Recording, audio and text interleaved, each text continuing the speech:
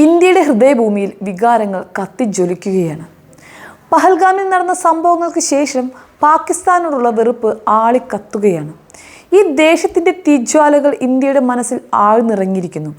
എന്നാൽ മറുവശത്ത് റഷ്യ എന്ന രാജ്യം നമ്മുടെ ഹൃദയത്തിൽ ഒരു പ്രത്യേക സ്ഥാനം നേടുന്നു എന്ന കാഴ്ചയാണ് ഇപ്പോൾ കണ്ടുകൊണ്ടിരിക്കുന്നത്.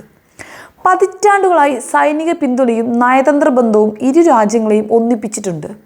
പക്ഷേ ഇതിനൊരു മാറ്റം സംഭവിക്കാൻ പോകുന്നു എന്ന് വേണം പറയാൻ. മോസ്കോയിൽ നിന്നും ഇതിനുള്ള തെളിവുകൾ ഉയർന്നു തന്നെ കേൾക്കുന്നുണ്ട്. ഇന്നലെ റഷ്യയുടെ വിദേശകാര്യമന്ത്രി ഒരു അപ്രതീക്ഷിത നീക്കം നടത്തുകയുണ്ടായി. റിക്, അതായത് റഷ്യ, ഇന്ത്യ, ചൈന ഈ 3 രാജ്യങ്ങൾ ചേർന്നുണ്ടായ ത്രിരാഷ്ട്ര സഖ്യം പുനർജന്മം കൊള്ളണമെന്ന് അദ്ദേഹം ആഹ്വാനം ചെയ്യുകയുണ്ടായി.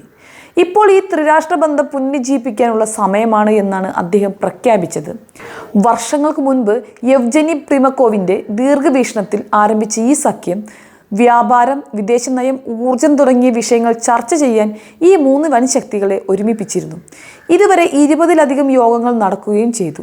ലോകവേദിയിൽ ഒരു ശക്തമായ സാന്നിധ്യം തന്നെ ഇത് അടയാളപ്പെടുത്തുകയും ചെയ്തു. പക്ഷേ 2020 മുതൽ ഈ സഖ്യം നിശ്ചലമാണ്.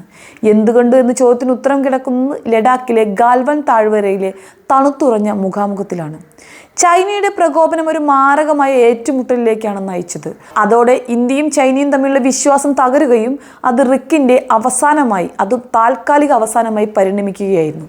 എന്നാൽ കഴിഞ്ഞ വർഷം ഇന്ത്യയും ചൈനയും അതിർത്തി സംഘർഷം ലഘൂകരിക്കാനും ബന്ധം പുനഃസ്ഥാപിക്കാനും ഒരു ധാരണയിലെത്തിയതോടുകൂടി പ്രതീക്ഷയുടെ നേർത്ത വെളിച്ചം മോസ്കോയുടെ ശ്രദ്ധ പിടിച്ചുപറ്റുകയുണ്ടായി.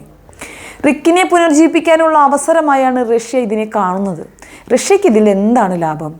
പാശ്ചാത്യ ലോകത്തിനെതിരെ ഒരു ശക്തമായ സഖ്യം സൃഷ്ടിക്കുക എന്നതാണ് മോസ്കോയുടെ സ്വപ്നം. ഈ ദൗത്യത്തിൽ സൈനികവും സാമ്പത്തികവുമായ വൻ ശക്തികളായ ഇന്ത്യയുടെയും ചൈനയുടെയും പങ്ക് ചില്ലറയല്ല. ബ്രിക്സ്, ഷാങ്ഹായ് സഹകരണ സംഘടന അല്ലെങ്കിൽ റിക് വഴി ഇന്ത്യയും ചൈനയും ഒന്നിച്ച് പ്രവർത്തിക്കണമെന്ന് റഷ്യ ആഗ്രഹിക്കുന്നുണ്ട്. ഇന്ത്യയും ചൈനയും തമ്മിലുള്ള പ്രശ്നങ്ങൾ കൂടുന്നതോടുകൂടി തൻ്റെ ലക്ഷ്യം ഒട്ടും അടുത്തല്ല എന്ന് റഷ്യയ്ക്ക് പൂർണ്ണ ബോധ്യവുമുണ്ട്. ആകെയുള്ള ഒരു പോംവഴി റിക്കിനെ പുനരുജ്ജീവിപ്പിക്കുക എന്ന് തന്നെയാണ്. പക്ഷേ ഇനി ഇന്ത്യ അതിന് തയ്യാറാകുമോ എന്നതാണ് പ്രധാന പ്രശ്നം. പ്രധാനമായി 3 പ്രശ്നങ്ങളാണ് ഇന്ത്യയെ ഇതിൽ നിന്നൊക്കെ പിന്തിരിപ്പിക്കുന്നത്. അതിൽ ആദ്യത്തെ കാരണം ചൈനയുടെ പാകിസ്ഥാനോടുള്ള പിന്തുണ തന്നെയാണ്. പാകിസ്ഥാൻ്റെ ആയുധങ്ങളുടെ 80% വിതരണം ചെയ്യുന്നത് ചൈനയാണ്. ഓപ്പറേഷൻ സിന്ദൂർ സമയത്ത് പാകിസ്ഥാൻ സൈന്യത്തിന് ഉപഗ്രഹ സഹായം നൽകിയതും ചൈനയാണ്. ഇന്ത്യക്കെതിരായ ഈ നീക്കത്തെ അവഗണിച്ച് റിക്കിൻ്റെ ഭാഗമാവാൻ ഇന്ത്യക്ക് കഴിയുമോ? കണ്ടു തന്നെ അറിയണം. രണ്ടാമതായി, റഷ്യയും പാകിസ്ഥാനും തമ്മിൽ ഈ അടുത്ത കാലത്തായി ഉണ്ടായ അടുപ്പമാണ്. 2023 പാശ്ചാത്യ ലോകത്തിൻ്റെ എതിർപ്പിനെ അവഗണിച്ച് പാകിസ്ഥാൻ റഷ്യയിൽ നിന്നും വാതകം വാങ്ങിക്കാൻ തുടങ്ങി.